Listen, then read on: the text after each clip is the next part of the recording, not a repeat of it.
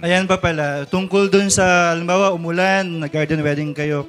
Tapos biglang naniningil yung stylist ninyo, yung mga tao.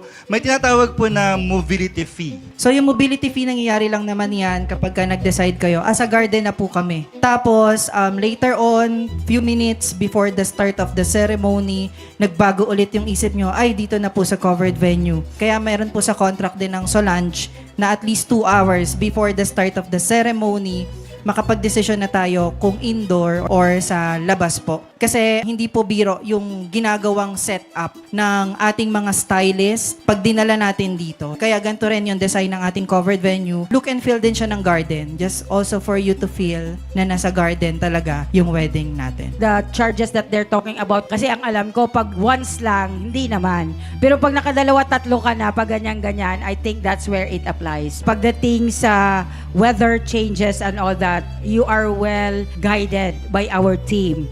You have 2 hours before the actual ceremony to decide. So, kung 4 p.m., you have until 2 p.m. Kasi with us in Hacienda and together with our entire team, ang gusto din namin is kung ano yung dream wedding ni couple, dapat ma-achieve yon. Okay? And we will guide you along the way. We will give you advice and everything.